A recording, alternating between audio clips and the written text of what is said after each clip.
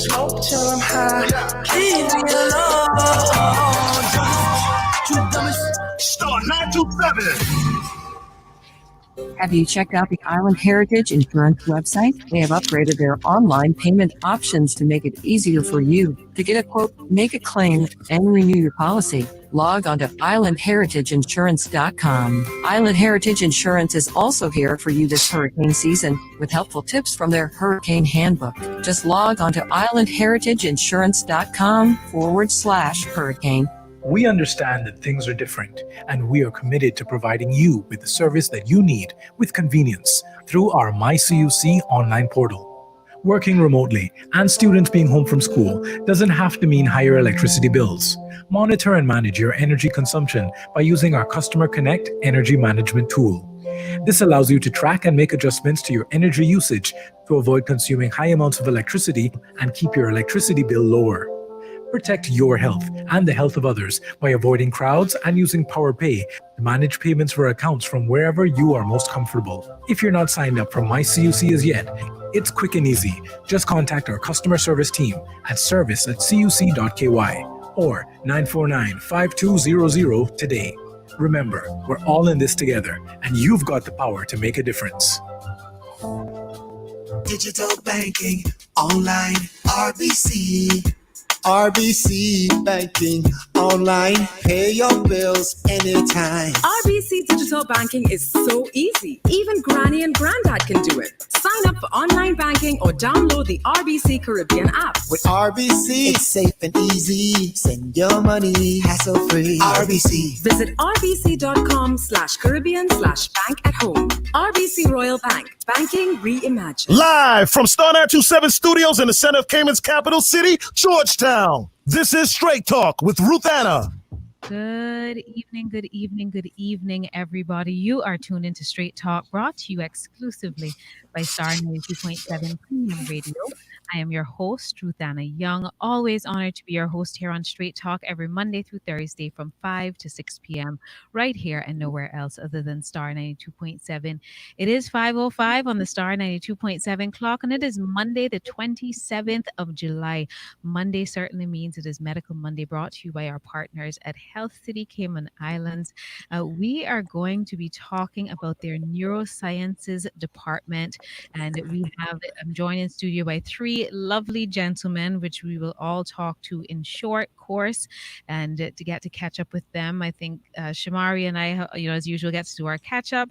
But Dr. Romnesh and Dr. Savitr, I don't think I've spoken. They had the opportunity to catch up with them since all of this and the pandemic, and so I'll catch up with them a little bit before we get into our conversation, and a very important conversation, I think now more than ever, and so we will have that conversation this afternoon.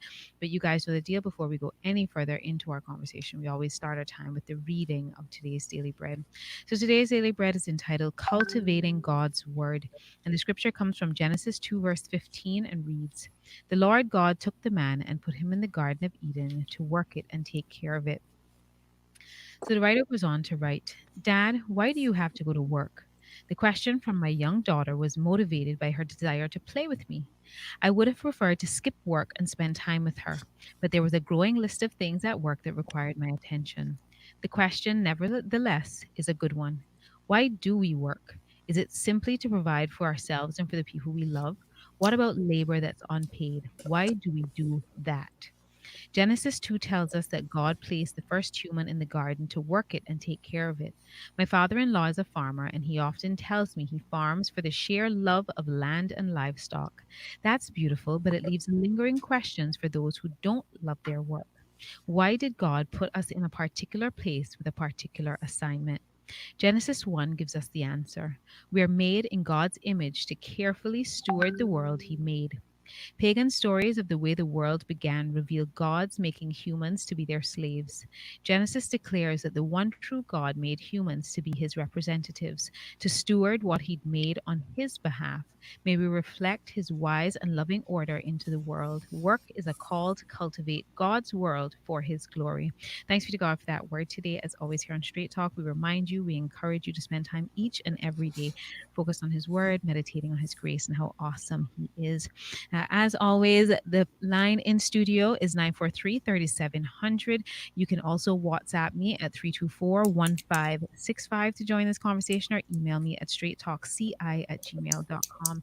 We are streaming live video from the Star 92.7 Facebook page. And shout out to all of you who are tuned in this afternoon, whether it be via the Facebook video stream or via the radio. And so, as I mentioned, we are joined in studio by three of the awesome gentlemen from Health City, Cayman Islands. We have consultant neurosurgeon Dr. Savitr, interventional neurologist Dr. Romnesh, and chief business officer Mr. Shomari Scott. Now, Shomari, you gone and changed the name on me. I had to. You mean I went from lovely to awesome? That's the name you're talking about. So second time in a row that you've called me lovely. So I think that's only the second time I've ever heard that. Oh, come on. The people must have called you lovely before. Like, let's be serious. Just accept it. I'm being nice. Let's but did I miss, there was a change of title, is there not? Yeah. There's a change of title there. Okay. So privileged to have been with Health City now since the very inception. So it'll be going on. I started before the facility, so it would be 2013. So going on 7 years. Well, no, 8 years. Going on 8 years now at Health City. So a little bit of everything, but was able to get a promotion recently in title, which is great, and still loving what I do at Health City and being able to work with the great professionals that we have, like Dr. Romnesh and Dr. Savitr, makes my job very easy. And still love what we do, and we're helping people not only in the Cayman Islands but obviously in outward regions as well. But due to the pandemic, for the most part, we're here helping people in the Cayman Islands, which we're overtly concentrating on, which we always did previously, and that's why we're here, to make sure that people know about the service we have, as well as if we can even help to save 1 or 2 lives, it would have been worth coming on here every Monday, even if they don't reach Health City. At the end of the day, we just want people to be as healthy as possible. But before you jump into it, just to state that Dr. Romnesh and Dr. Savitr have well over 2 decades of experience between the two of them. And obviously they'll speak about how our neurosciences department is actually interwoven, and that helps us to be able to produce better service and to help patients get better outcomes. But Dr. Romnesh, who's our interventional neurologist, his expertise and his areas of interest, I should say, is when it comes to stroke, neuromuscular disorders, neurocritical care, movement disorders, and interventional neurology. A lot of times you will hear about that, and the fact that minimally invasively we can go in and pull strokes out and reverse the effects of a stroke, which Dr. Romnesh, as far as we know, is the only person that's able to do that within the Caribbean, and definitely only person within the Cayman Islands. And we also have Dr. Savitr with us, who his areas of interest, overt interest, brain tumor surgery, skull-base surgery, craniovertebral junction surgery, as well as minimally invasive spine surgery. So spine surgery is usually a cross between some orthopedists will be able to do that, and obviously as a neurosurgeon, this is one area that Dr. Savitr also does. And when you understand the instruments that you need to be able to do from a neurosurgery perspective, it makes him even better when it comes to minimally invasive spine surgery, which is why outside of everything brain related, he's able to deal with the spine as well. And I will say, on top of that, amongst all of those amazing accolades, now I think I have I've had more interaction over the years with Dr. Romnesh, who also probably happens to be one of the funniest doctors on staff, by the way.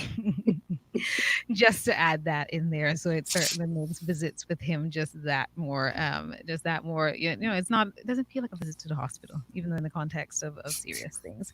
But Dr. Savitr, I want to catch up with you a little bit. How has the last few months been?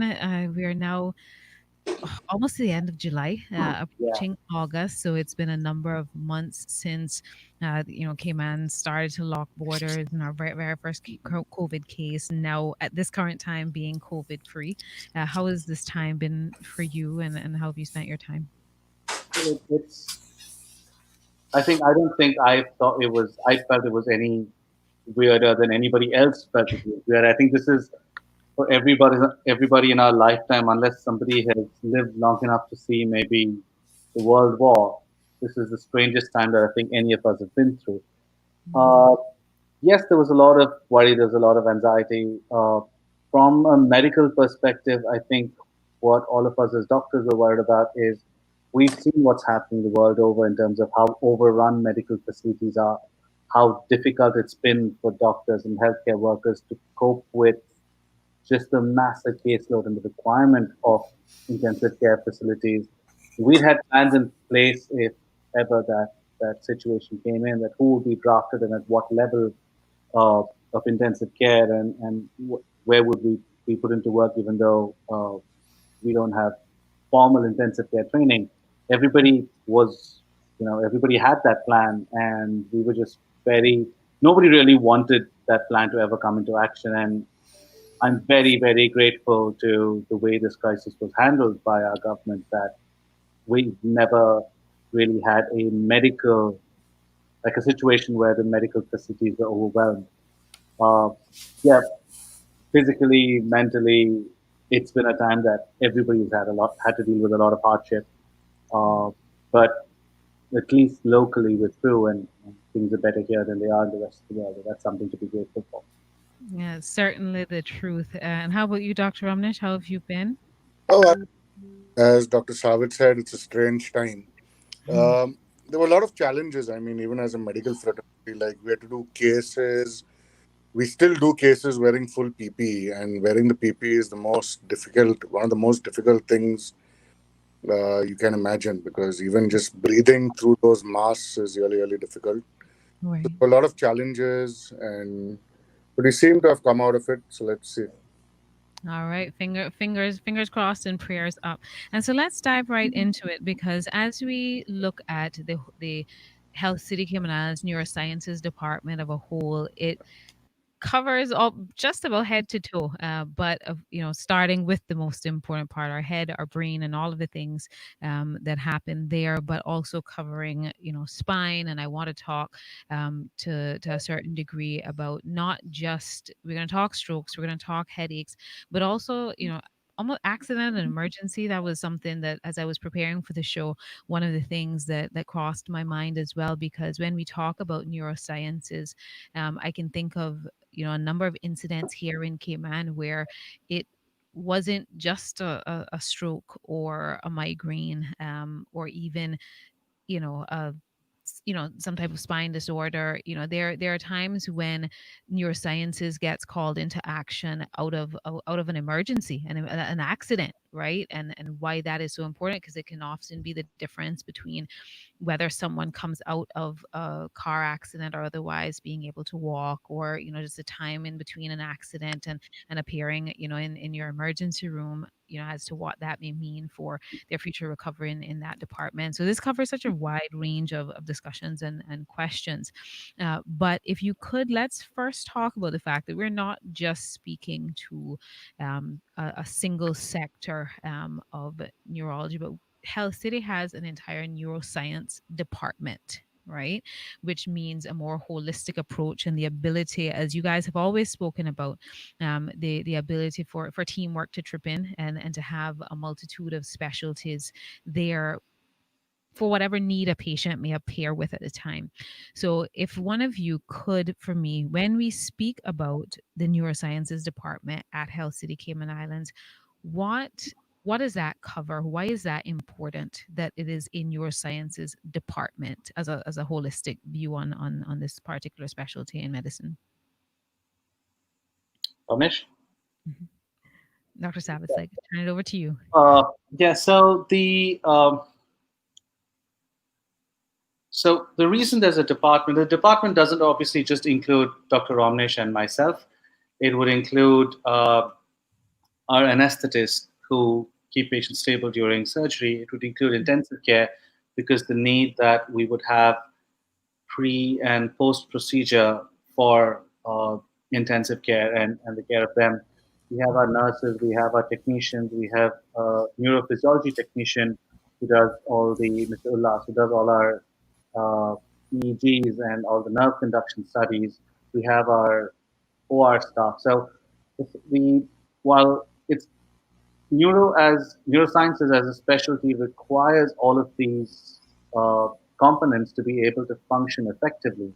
But as I keep saying, what interacting with Dr. Romnesh or him interacting with me, and both of us being able to put both of our heads together for every single patient that we see gives us a very unique situation where obviously I cannot do what he does and he can't do what I do. And our expertise is kind of complementary to each other rather than just being added on.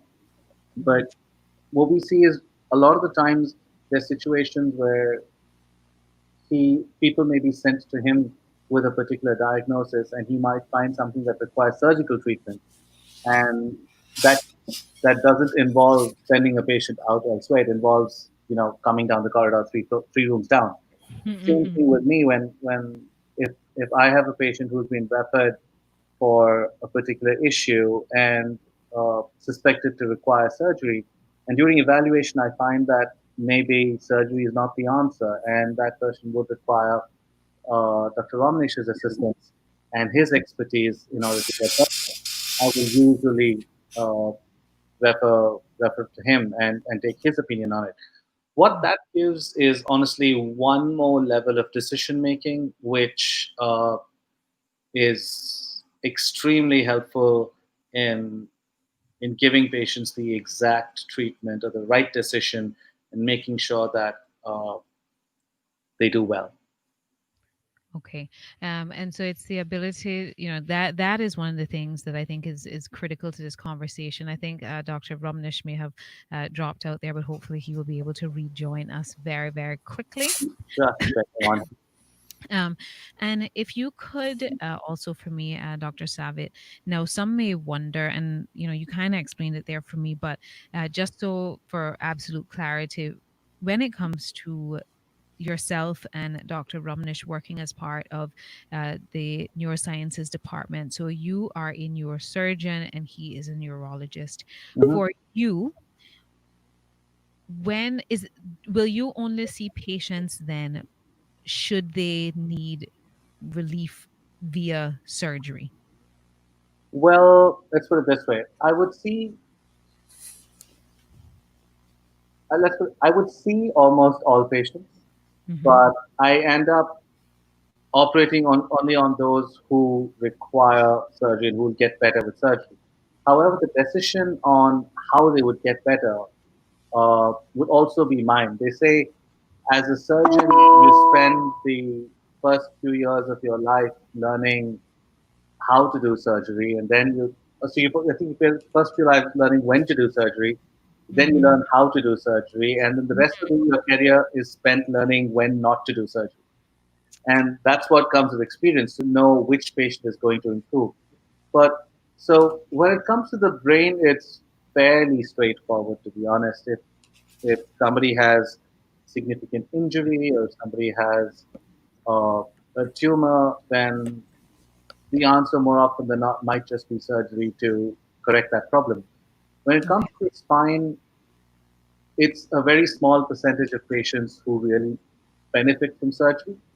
A lot of them benefit from exercise programs, changing their ergonomics, lifestyle modification, physiotherapy, and all of that, and medication as well for the pain, and all of that. And surgery just forms a very, very small part of their treatment. However, the decision on whether or not to do surgery hangs around my neck like an albatross. So that's something that that's a decision that I would need to take. Okay. And so what I kind of took away from something you said just now is essentially first choice isn't always surgery, is it? Right? Like I Most and I often than think not, no. and I think I've learned that in particular over the years through talking to and having the opportunity to have medical Mondays, is that it seems to be it's like it's the last resort. Like if we really need to, then we will, but understand that this isn't the first option, right? We will, if there are other options, the choice is to exercise those before to see if that will work. And Absolutely. yeah. However, it's not always that that entire decision making tree is offered to most patients. There are situations where I would I would say I'm sorry, but we have no other options but surgery because given the situation, that is the only thing that's going to help. And delaying surgery, you may not improve if you defer surgery indefinitely, or even by a little while. But Mm. the thought of what you said, like, would medication help? Would exercise help? Would anything else help? Would lifestyle modification help? All of those thoughts and the decision making process does run in our minds when we see these patients. But we've already ruled out all of those options, and we often present them with, "I'm really sorry, you may not want to hear this, but given your condition, I think we don't have any other options." What are some of the, I guess, the more common surgeries or that you end up doing in the time you spent at Health City in particular? What are the most frequent, reasons you So end up having to do surgery? So I'd split them into three main groups. We obviously do a lot of spine surgery, a lot of degenerative spine surgery, which involves decompressions, discectomies, rarely fusions, which actually involve putting plates or screws and fixing the spine. Uh, and we do a lot of that minimally invasive, but we don't do large incisions, and we have patients back on their feet a lot sooner than otherwise. And the another set would be trauma and blood clots, and either blood clots that we can take out with a single small hole, or larger blood clots that require a slightly bigger surgery. And finally, we do brain tumors, which would be both open and endoscopic, and that's where we use a lot of the technology that we have to ensure that that's really safe. And you say technology. I think of them as medical toys that Oh have yeah, absolutely. I feel a little sad to say that out loud, but I'll say it for you because, and I mean, it's, in the context of all seriousness, because you're in the business yeah. of saving lives and improving quality of life, right?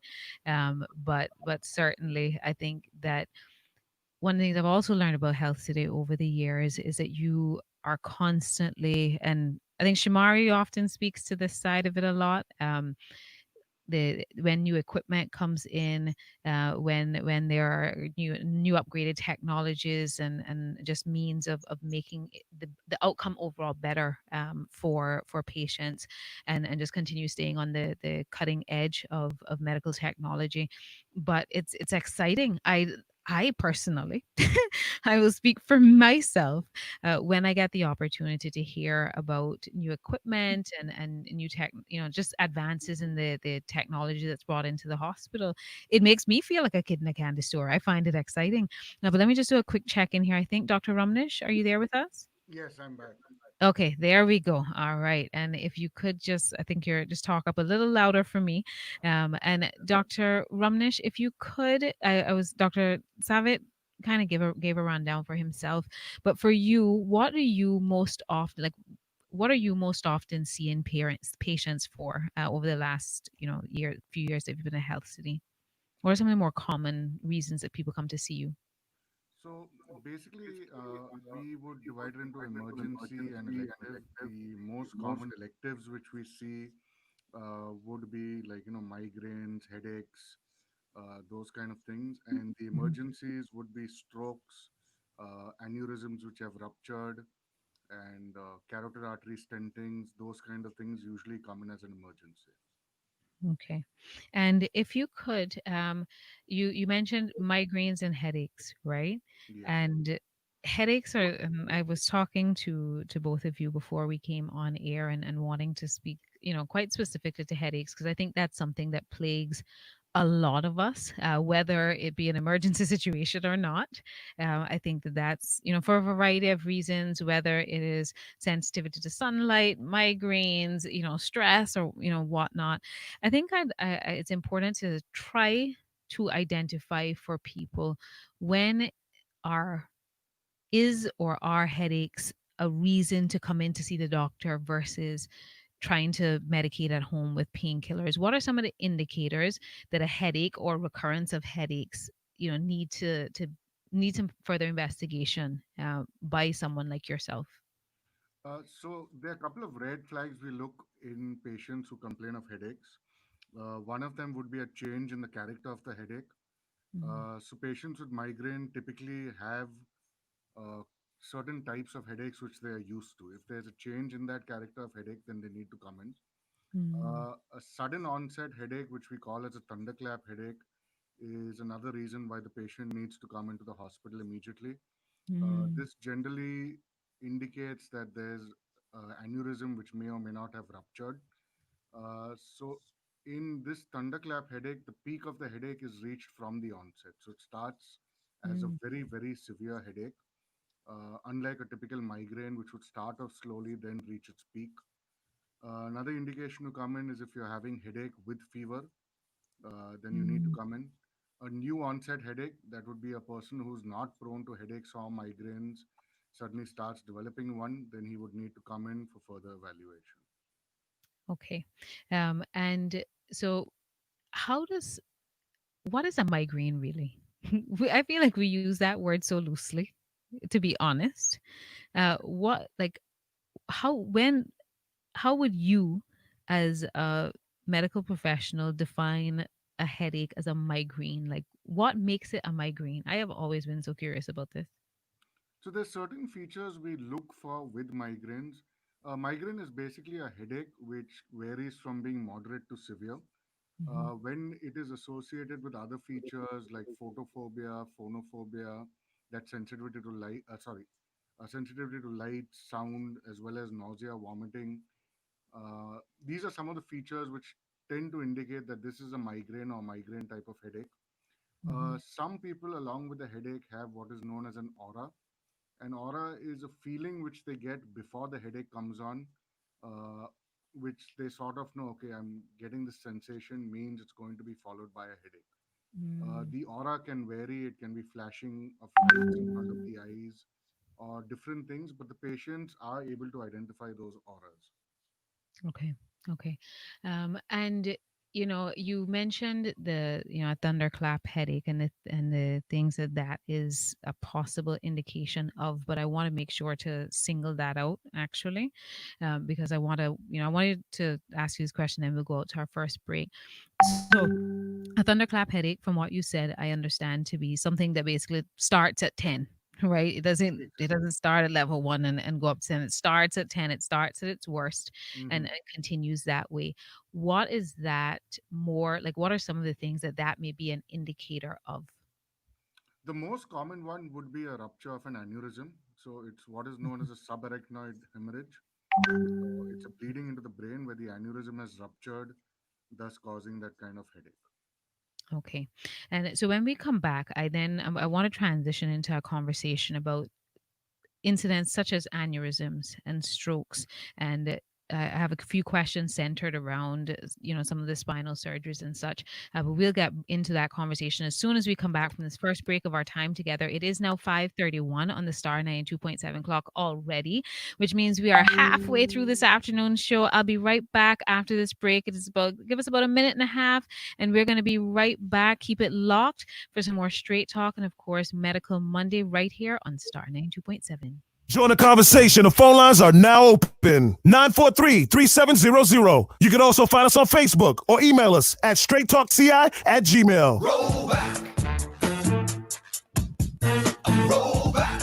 Every Wednesday and Thursday, all Rubus stations are rolling back the price on all fuel purchases by 20 cents. Every customer will save 20 cents on every gallon of fuel purchased on Wednesday and Thursday. Every customer. Only at Rubus. Roll back. Only at participating Rubus service stations. Roll back. Flow is excited to bring you everything you'll ever need in a mobile plan. Be the superhero in your family and get the new mobile family plan. The family plan gives you up to 4 lines for $60 per line per month with unlimited talk and data. You heard right. Unlimited talk and data. Don't miss out on getting your family plan with Flow today. Visit discoverflow.ky/family for details. Follow us on Facebook and Instagram at Flow Cayman Islands. Terms and conditions apply. Flow, you deserve the best. There are few things in Cayman that are as iconic as the 2 for $6 deal at Burger King, with the possible exception of our wonderful marine life. Well, possible exception no more. The Big Fish Sandwich has just joined the other stars of 2 for $6. You heard right. Choose from the iconic Whopper, Crispy Chicken Sandwich, Spicy Crispy Chicken Sandwich, and now the Big Fish. And get 2 sandwiches for just $6. Hurry, for a limited time only. Available at Burger King 7 Mile Beach, Waterfront, Walkers Road, and Red Bay. This and every Tuesday, Coral Beach heats up for Latin Sunset with DJ Carter, dropping the best Latin beats from 5 p.m. to 9 p.m. Weekly special guest salsa and dance performances, food and drink happy hour specials from 5 p.m. to 7 p.m. For table reservations and cabanas bookings, contact bookings at coralbeach.ky. Join DJ Carter this and every Tuesday for Latin Sunset at Coral Beach. Welcome back to Straight Talk with Ruth Anna on Star 927. We are back, folks, and you are tuned into Straight Talk, brought to you exclusively by Star 92.7 Premium Radio. I am your host, Ruth Anna Young, joined this afternoon by 3 of the professionals, 3 of them team members from Health City, Cayman Islands. We have from the Neurosciences Department, their neurosurgeon, consultant neurosurgeon, Dr. Savitr, interventional neurologist, Dr. Romnesh, and Chief Business Officer, Mr. Shomari Scott. We are taking a holistic view of and kind of like a bird's eye view of all of the things that are offered through the Health City Neurosciences Department. And as a reminder, I think to the listening public, all of what is really available to us. And I mentioned it to the gentleman before we came onto the show earlier in the context of this pandemic and all of the limitations to travel and, just all the difficulties you face, even when travel may seem necessary.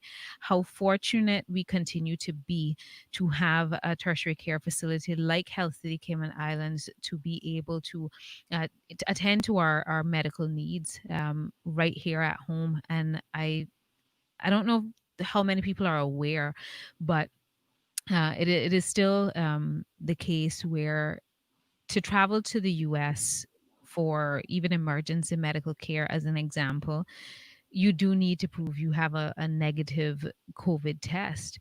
But I am comforted by the fact that there are very few things since the addition of Health City to our healthcare facilities and the growth of Health City that there are very few things that can be attended to at home. And considering, as we talk about neurosciences, and especially as we get into to incidents such as stroke and aneurysm, the importance of time in all of that, right? And I think Dr. Romnesh is the one I've heard speak to this before, right? If memory serves me correct. Dr. Romnesh, you always speak about the fact that time is brain, right? And there's a golden hour, if my memory serves me correct, when it comes to stroke. Is it 1 hour? Yes, there is a golden window period in which we can, if the patient reaches the hospital in time, reverse the effects of the stroke and prevent the patient from having significant morbidity or difficulties. The window period is between 3 to 4.5 hours if you look at it for IV therapy. That is an injection or clot buster which is given. If we detect that the patient has a blockage of one of the larger vessels, we can actually go in and open that vessel up. But the sooner the patient reaches us, the better it is, because as you correctly said, time is brain. And for you, Dr. Savitr, now, when Dr. Romnesh, we're talking about stroke and IV therapies and the clot busters, and the time that is critical around a stroke, right? So if someone comes in suspecting that they have had a stroke, or they've brought in by an ambulance, who would typically see them first? Would that be you or Dr. Romnesh? Like if someone is, for whatever reason, they come in because they think that they have just had a stroke. So actually, who will see them is the ER physician, and Romnesh will be the first person to get a call if it's a suspected stroke. So most stroke units function with ER physicians, radiologists, and interventional neurologists or interventional radiologists or interventional neurosurgeons who do the stroke program. So what would typically happen if someone came in with a stroke, we would call a stroke code and immediately assess the patient. There are few scoring criteria that Dr. Romney uses. One of them is called the NIHS score. And based on that, and the patient is immediately shifted for imaging, which would be an MRI, and then, if required, a CT angiogram to decide whether the patient is a good candidate for what's called revascularization, which is to take the clot out. From a stroke perspective, neurosurgery is the last bunch of people to get involved. It would be our ER physicians, it would be our radiologists, and it would be most definitely be Dr. Romnesh. Okay. Thank you for that. Now, what are some of the signs? What are some of the signs that people can look out for, should be looking out for, that could potentially identify the fact that they or someone they know has experienced a stroke? I think the best person to answer that is Dr. Romnesh. We turn it over to you, Dr. Romnesh. Thanks. So the easiest way to remember that is the acronym, and the acronym is B FAST, where B stands for balance, that would be the patient is having difficulty in walking. E stands for eye signs, that would be double vision, blurring of vision, loss of vision from loss of vision. F stands for face, where you ask the patient to smile and you notice one side of his face is drooping. A stands for arms, and you just ask the patient to lift both his arms out in front of him and one arm will drop down. S stands for speech, which could either be slurred speech, difficulty in speaking, difficulty in finding words. And T stands for time to call 911. Okay. And Shamar, if you could remind me here now, if someone specifically wanted to, needed an ambulance, but specifically wanted to come to Health City, there's a special number for the ambulance that takes you to Health City. What's the number for that? Yeah, that's just very simple. A series of twos. So 2222222. So just keep dialing 2 till you get a ringtone. But also outside of that, we also have another number for emergencies as well, which will be 526-2108. 526-0108 or 222. Okay, 2108. 08.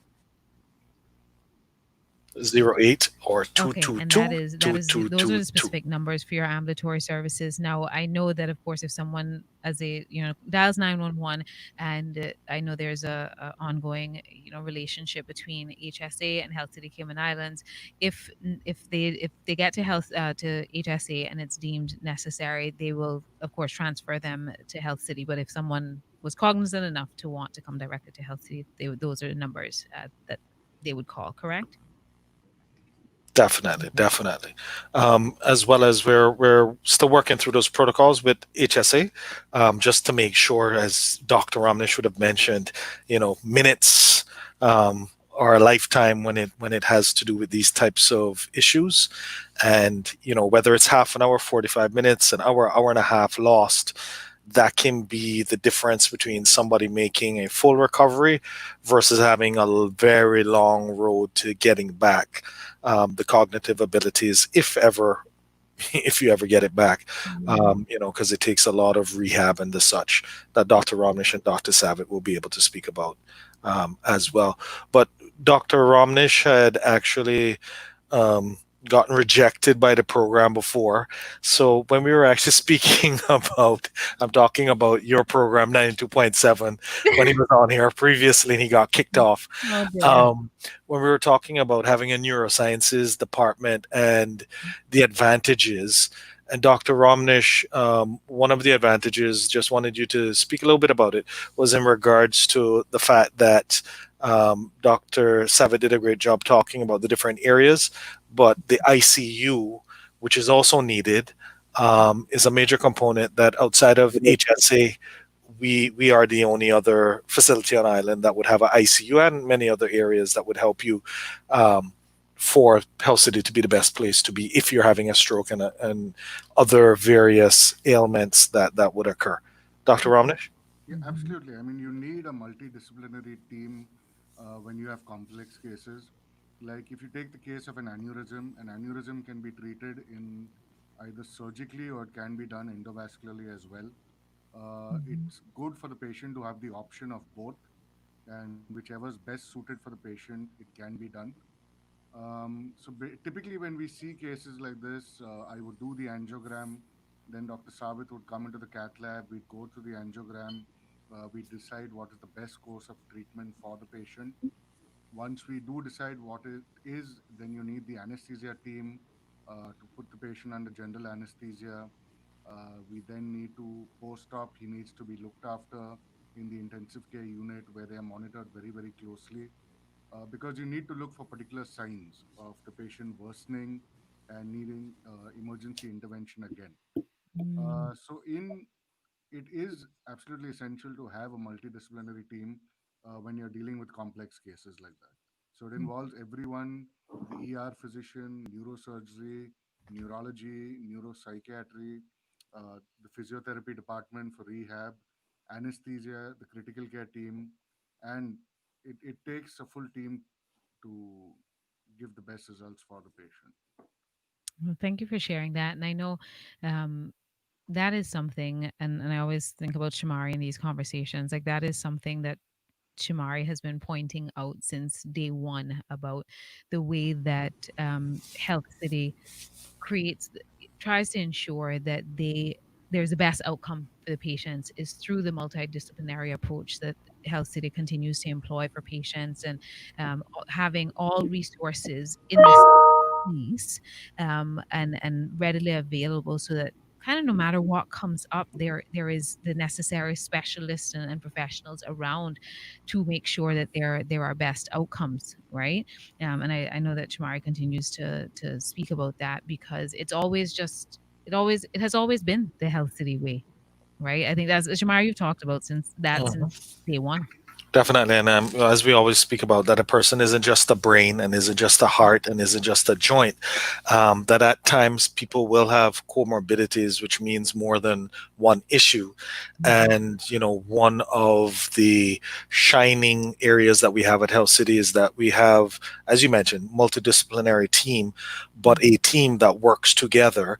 And if there is another ailment that's there, we have somebody that's just a step away to be able to rush in, to be able to help either save the person or to give a better outcome, or even when you're planning, right, on a surgery, by having, all of our specialists as well as a huge network back in India that you can bounce things off of, share cases, and make sure that you have the best game plan A, B, and C going into surgery. It definitely then gives you the best outcomes, which is why you would know, Ruth Anna, you have the Harvard Business Review and you have USA Today and you have all of these other outlooks writing about us, not only in regards to our costs, but also in regards to our high level of outcomes that we have at Health City.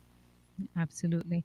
And I want to make a shift to the spine for a moment because I think it can be easy to forget in the context of this conversation. We spend so much time speaking about the brain and aneurysms and strokes and headaches, but neurosciences, as I think you may have mentioned, Dr. Savit, also encompasses, you know, surgeries and injuries of the spine.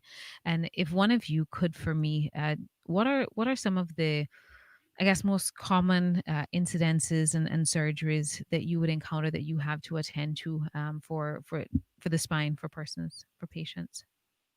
Well, again, I would break this into three. The most common would be degenerative disease, which would come from just wear and tear, breakdown of the joints, the ligaments, or the discs that occur in the spine, and which could cause compression of uh, either the spinal cord or of the nerves that come out from the spine and go to each of our limbs. The next most common would be, I suppose, trauma, where people have had falls and they've had fractures of the spinal cord, fractures of the vertebral bodies, which would again compress on the spinal cord sometimes. And third, very very rarely, we do get spinal tumors as well, both tumors of the nerves within the spinal canal and tumors that can spread to the bone of the bones of the spine. So these would be the three. The most common would, yeah, of course, be degeneration. Okay. And who, and I want to just confirm, because when we talk about the spine, and sometimes we can confuse exactly, what we're speaking about. So we know that things like slip discs and things like that, is that neuro or orthopedics, or a combination of both? Well, it depends on each institution, to be honest. Spine surgeons are both orthopedic trained and neurosurgery trained. Like Shomari mentioned earlier on when we just started, uh, it depends from person to person and place to place. Some places do have orthopedic surgeons who deal with spine. Some places do have neurosurgeons. Here at Health City, it would be the neurosciences department in neurosurgery that does spine and not orthopedics. Okay, got it. And because I think back problems, and Dr. Savit, you and I have spoken about this before. I find so many people have one back issue or the other, right? There's some back pain. I feel like I know far too many people, more people than I would like to know, that have had some version of a slip disc or a compressed disc, some type of issue in that area. Why is that so common? What causes that to be so, in my opinion, I, my observation, what seems to be so frequent, like just a frequent occurrence in the body? yeah, it is. If you look at lists of most common complaints that people go to doctors to, I think back pain comes in third, and the first and second are either headache or acne. And those two keep switching depending on where you are in the world. But So the three fall into the neurosciences department. well, 2 out of 3, yeah, for Yeah. sure. But I think a lot of it is lifestyle. I want to go out on a limb here and say we aren't as active as our parents were, who weren't as active as their parents were. It just boils down to that. Our lives have changed. Most of us lead a sedentary life. We don't get off of a chair as often as we should. We're on a computer most of the time, and the computer is never at the right height in terms of ergonomics. And also, we don't, I mean, we would take a car and drive down to the grocery store, even if it was a 5-minute walk. So our lifestyles have changed. And the muscles that support the back just don't work as much as they used to. And that's going to lead to, the back not being as strong. And at the end of the day, when we call somebody spineless, it's both literally and figuratively. It's not. The whole phrase exists for a reason, right? If you have a spine, it means you're stable and you're well supported and you're strong, and that's probably where it comes from. And I think the increasing incidence that we've seen in back pain, neck pain, and in younger and younger patients is largely because of lifestyle. I would not blame anything else. What you reference computers not being at the right height, and all of the things that we do to damage our bodies. If you could, what are some of the recommendations? Like, what do we need to do, Dr. Savit, to not end up in your office at 40 years old? To Get what off can the we do chair. as preventative?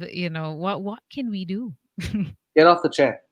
Uh, a year ago, maybe 2 years ago, there was a huge sitting is the new smoking. Mm. Uh, Mm. when we realized that, and Wow. it's not even, it doesn't make a difference what chair you have. You can be sitting on a stool, you can be sitting on a Herman Miller that costs more than my car, but it's not going to help. And I don't think ergonomic chairs, I honestly believe, at the risk of sounding like a conspiracy theorist, I believe ergonomic chairs are just a way of corporates to make their employees stay at the desk for longer. Mm. But it amounts to just getting up off of the chair every 30 to 45 minutes, even if it's to walk around the cubicle or go get a glass of water and come back. Even that helps, if not being more active than that.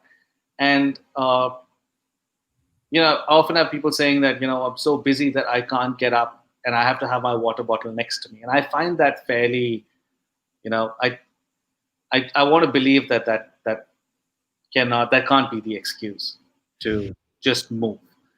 Uh, Apart from that, it would be where the monitor is kept. It needs to be up in front of the face and not down below.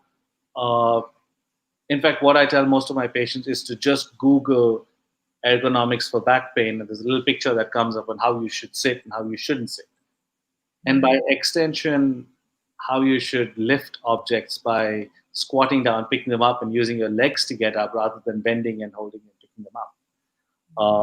Something as simple as that, and those simple changes will uh, get rid of most of people's complaints.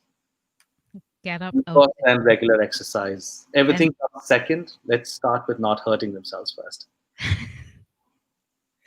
And we thought it would be more complicated than that. Dr. Yeah. Savitr simply says, get up, right? Like make your body stronger. It really comes down to that. But as our time winds down, it's always interesting to hear from the professionals at Health City, because you guys, yes, some days are routine, others not so much. So I'm curious to hear from both of you as to um, some of the more unique or interesting cases you have encountered since you've been at Health City, because I know that sometimes you guys end up with some very very emergent situations, or others that other doctors just wouldn't touch, to be honest, and you decide we're gonna take the opportunity. So let me ask Dr. Romnesh first, right? So Dr. Romnesh, in your time at Health City, what is or are the most maybe some of the most interesting things you've encountered, from a patient standpoint? Yeah, so actually during COVID, we had a interesting case. When the lockdown was going on, he was referred from Georgetown with a bleed. And when we did his angiogram, we found that he had a fistula within his brain. So fistula is an abnormal connection between his arteries and his veins. And we did manage to treat him, and the patient is doing really, really well. Another What? interesting Sorry, case. sorry to this. 1 second, Dr. Ramnish. So that fistula, what were the side effects of that being the case? Like, what was he experiencing? The main symptoms patients with a fistula would have would be like a pulsatile sensation within their brain. They feel Mm. like there's a whooshing going on within their skull. Oh, wow. Other patients present with different things. It can even present with cognitive features, uh, etc. So, yeah, but that was a very, very interesting case, and he came right in the middle of lockdown, but we did manage to help him, and he's doing really, really well today. Awesome. Another interesting case which we did relatively recently was a giant aneurysm, which involved me, Dr. Savit, as well as the vascular surgeon, our whole anesthesia team, the critical care team, which also goes to show how important it is to have a multidisciplinary team. And that Absolutely. patient is also doing very, very well. I believe he's returned home and is doing well. Excellent news. Excellent news. So you were busy during lockdown, and how about you, Dr. Savit? One of the what's some of the most interesting cases you've seen since you've been here? Think for me, from sheer technical standpoint, I think the aneurysm that Dr. Romnesh spoke about was was one of the most difficult cases that we've had to do. Uh, it it is considered, I think, the holy grail of neurosurgery. That particular surgery, because this aneurysm was so big that it could neither be tackled by a direct surgery or be tackled via the coils and stents that Dr. Romnesh does. So we in fact had to harvest a separate artery from the patient's arm and kind of connected to the carotid artery, which is the main artery that supplies blood to the brain, and tunnel the graft under his skin into his brain and block off the aneurysm entirely and kind of remake the blood flow to the brain, recreate the blood flow to the brain. And all of this with the hope that in the time that when the surgery was happening and we had to shut down all of the blood flow, he wouldn't have a stroke. Wow. It reminds me of an old joke where for lack of a better specialty, a neurosurgeon went up to a bike mechanic with his bike one day, and it had some problem, and the bike guy kind of took the engine apart and put it back together and say, "Hey, you have to take an entire engine apart, and I can put the wheels off and fix your bike. And so, what's so great in what you do?" So the neurosurgeon looks at him and says, "Let's see you do everything when the engine's still running." And honestly, if that was surgery that like Romnesh said, it tested all of our capabilities as doctors, and it also, all of us were very thankful that we all had backup at every stage. That Dr. Romnesh did the angio, and then immediately once we'd done the entire bypass and the grafting, we had him do another angio to make sure everything was working. Dr. Binoy, our head of cardiovascular surgery, helped us with the grafts. And the anesthesia team and the ICU team, they worked tirelessly to keep this patient who, this was an extremely long, extremely difficult surgery. And how many hours? It took about 8 hours in total, I think, from time we started to finish. And patients who undergo that extensive a surgery often have a very delicate post-operative period, and the ICU stepped up and made sure that he was stable through that time, and he came out perfectly fine. I think outside of the scar, we would never know. That is awesome. So we are at 6:00 on the button. I will ask each of you for quick final reminders before we exit the studio this afternoon. Dr. Romnesh, final reminders from you, sir. I think we've done really well with the COVID situation, so people should not fear coming to hospital, especially for medical issues which they may have neglected during COVID. Another thing, of course, which I'd like to reinforce, that if you feel you're having a stroke, you need to get into the hospital as soon as possible. And time is brain, so it is vital. The sooner you get in, the better the outcomes. Awesome. Thank you, Dr. Romnesh. Final thoughts from you, Dr. Savit? It's pretty much the same thing, but please take the time to get out and do a little more exercise, and please get off your chairs and wear a helmet if you're on two-wheeler. Awesome. Thank you so much, Dr. Savit. Shomari, final thoughts from you. Final thoughts is just that, we have people all around the region and South and Central America getting air ambulances to come to us. So for the few that usually would try and go to the US that may not be able to get there, we're here for you, and we're more than proven ourselves, and you don't have to worry. So definitely give us a shout and we'll help you as best as possible. All right. Thank you all for your time. Good to see you all this afternoon. Guys, it is 6:01 on the Star 92.7 clock, which means I'm about to be out of here. And I will be back again tomorrow at 5 p.m. sharp. We are going to have members from central government speaking about their recruitment for the Coast Guard. So I'll be back same time, same place at 5 p.m. sharp for Straight Talk on Star 92.7. Connect to the culture. Like this, y'all.